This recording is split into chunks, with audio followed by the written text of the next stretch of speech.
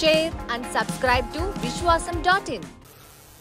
తన దారిలో తనకు తెలిసిన విద్యలన్నీ ప్రదర్శించి ఈరోజు నానా జాతి సమితిలాగా అన్నింటినీ కూటమిలాగా కట్టుకొని అతుకుల బొంత చేసుకుని అతుకుల బొంత కూడా గతంలో అతుకుల బొంతన్నా ఏ అతుకుది దాని స్వభావం ఉండేది. ఇప్పుడు అది కూడా లేదు. తను పెట్టిన వాళ్ళ అభ్యర్థులతోనే వస్తుంది. ఈరోజు ఢీకొనాలని చూస్తున్నాడు. అది అసాధ్యమని ఆయనకు తెలుసు, ఆ పార్టీకి తెలుసు, చుట్టూ ఉన్న వాళ్లకు తెలుసు, ఆ కూటమిలో వాళ్లకు తెలుసు, ఆయనకు తెలుసు, ఆయన దత్తపుత్రుడికి తెలుసు, ఆయన వదిన గారికే తెలుసు. అందుకని దేనికి పోతున్నారు?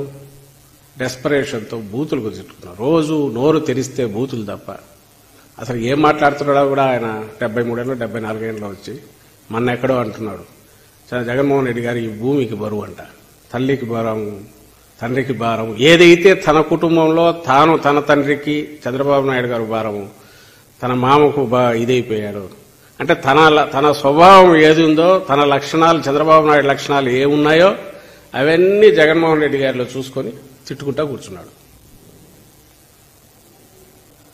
అది మరి ఆ వయసు వల్ల ఇదైందో, ఈ నిస్పృహలోంగా లాస్ట్ ఆ ఛాన్స్ అనుకున్నది కూడా జారిపోయిందని కళ్ల ముందు కనపడుతుండడంతో ఈ డెస్పరేషన్ వచ్చిందో తెలియట్లా. కానీ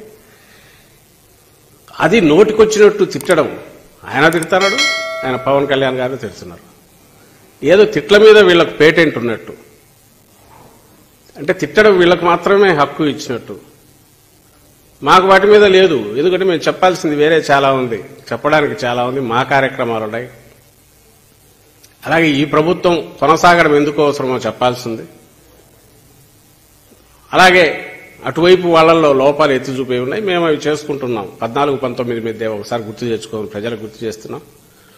మా ప్రభుత్వం 19-24 మధ్య ఇంతవరకు ఎట్లుంది, ఇది కొనసాగాల్సిన అవసరం ఎక్స్ప్లెయిన్ చేసుకుంటున్నాం. నువ్వేమో ఆ పని చేయలేవు.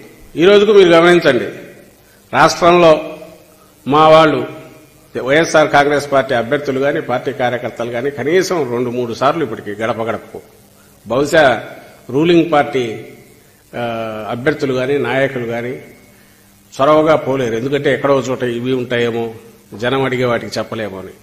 కానీ జనం పిలిచి మా ఇంటికి రమ్మని పిలుస్తున్నారు, మా నాయకులు వెళ్లగలుగుతున్నారు. ఎందుకంటే జగన్మోహన్ రెడ్డి గారు తీసుకొచ్చిన విప్లవాత్మక సంస్కరణలు కానీ, ఆ పథకాలు నేరుగా అందడం కానీ, వాటి వల్ల చిన్నపాటి అవినీతికి ఆస్కారం లేకుండా, ఎక్కడ పిల్ఫరేజ్ లేకుండా స్ట్రైట్ గా బెనిఫిషరీస్కు శాచ్యురేషన్ బేసిస్ మీద కంటిన్యూస్ ఆన్ డాట్ చెప్పిన టైంకి అందుతుండడం, చెప్పిన హామీ నిలబడడం, ఇవన్నీ అనుభవించి ఎంజాయ్ చేస్తున్న స్వానుభవంలో తెలిసిన వాళ్ళు, మాకు జగన్ అన్న కావాలా, మీరు మీ అన్న చేసిన పథకాలు ఇవి ఇంత బాగున్నాయి, మాకు ఇంకా ఇవి వచ్చినాయని గుర్తు చేసి మరి పిలుస్తున్నారు.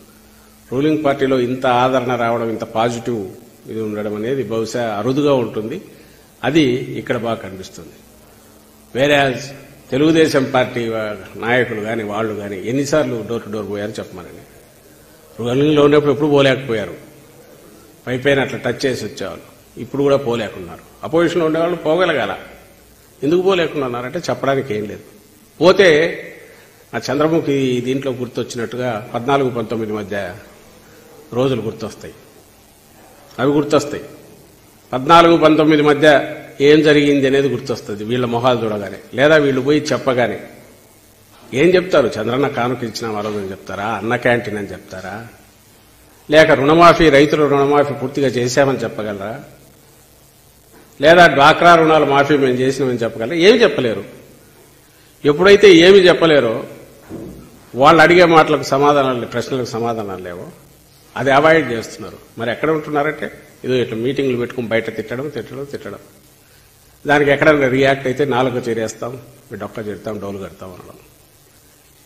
ఇది కాక ఎలక్షన్ కమిషన్ మీద విపరీతమైన ప్రెజర్ పెట్టడం, ఈ దారులు తప్ప.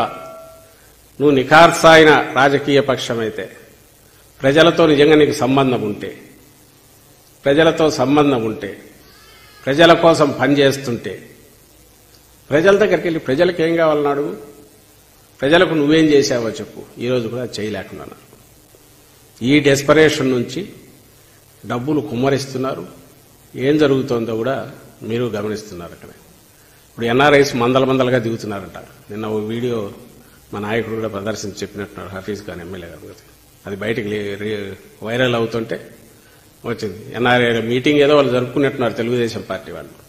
అందులో ఆ పార్టీ కోఆర్డినేటర్ ఎన్ఆర్ఐకి సంబంధించిన వ్యక్తి జయరామ్ అనే వ్యక్తి తాను ఓపెన్ గా చెప్తున్నాడు, అమెరికా నుంచి వచ్చిన వాళ్ళకు 2-3 లక్షలు ఎక్కువ కాదు, ఆ వైఎస్సీపీ సింపథైజర్స్ ఆ వెధవలు ఎలాగూ వేరు, డబ్బులు ఇచ్చి ఏదైనా చేసి అయినా సరే కన్విన్స్ చేసి అవసరమైతే 2-3 లక్షలు ఇచ్చి అయినా సరే 10 కుటుంబాలను మార్చినా కూడా అంటే ఓటుకు ఎంత ఇవ్వాలనుకుంటున్నాను, 4,000, 5,000, 10,000 అయినా సరే వీరంతా మీరు చేయండి, మనము మన తెలుగుదేశం పార్టీని అధికారంలోకి తెచ్చుకోవాలని ఓపెన్ గా పిలిపిస్తున్నారు.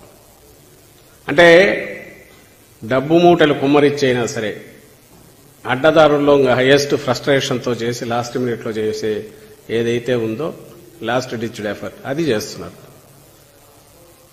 అందరికీ పిలుపు ఇస్తున్నాం. రాష్ట్రంలో మా పార్టీ సింపథైజర్స్ కానీ, కార్యకర్తలు కానీ, నాయకులు కానీ కొంచెం అప్రమత్తంగా ఉండండి.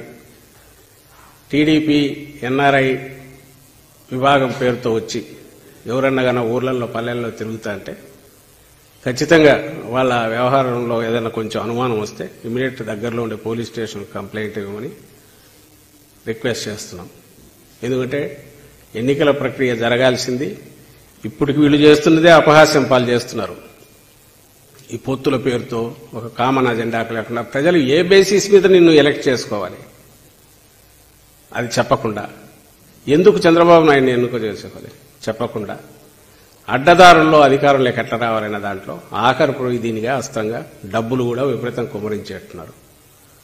ఎన్నికలకు ముందు ఆ పార్టీ చేసే వీటన్నిటినీ ఏ రకంగా అడ్డుకుంటారో దాంతోపాటు ముఖ్యంగా ఎన్ఆర్ఐలకు సంబంధించినైతే ప్రత్యేక దృష్టి పెట్టాల్సిందిగా రాష్ట్రంలో మా పార్టీ కార్యకర్తలకు, సింపథైజర్స్కు, నాయకులకు కూడా పిలుపునిస్తున్నాం. ఎందుకంటే ప్రజలు వాళ్ళ మనస్సాక్షిగా వాళ్లకు నచ్చినవి వారికి ఓటు వేసుకునేట్టుండాలి, క్యాండిడేట్కి కానీ పార్టీకి కానీ. దాంట్లో మా వైపు నుంచి మేము ధర్మయుద్ధానికి ఎప్పుడూ రెడీగానే ఉన్నాం. అటువైపు అందుకు లేరు కాబట్టి అప్రమత్తంగా అందరూ ఉండాలి. అందులో వర్స్ట్ పార్ట్ వచ్చి ఓట్లు కొనుక్కోవడం ప్రలోభ పెట్టి, అది ఓపెన్ గా వాళ్ళు మాట్లాడుకుంటున్న బయటకు వచ్చింది కాబట్టి వాళ్ళు ఎంతవరకైనా పోయేట్టున్నారు. ప్రజాస్వామ్యాన్ని అపహాస్యం పాలు చేసి ఇలాంటివి జరగకుండా అడ్డుకోవాల్సిందిగా అందరినీ కోరుతున్నాం. అలాగే ఎవరైతే ప్రజాస్వామ్యాన్ని గౌరవిస్తారో రాష్ట్రంలో వాళ్ళందరూ కూడా ఇందులో చొరవ చూపాల్సిందిగా సివిల్ సొసైటీని కూడా రిక్వెస్ట్ చేస్తున్నాం. Like, share and subscribe to Vishwasam.in.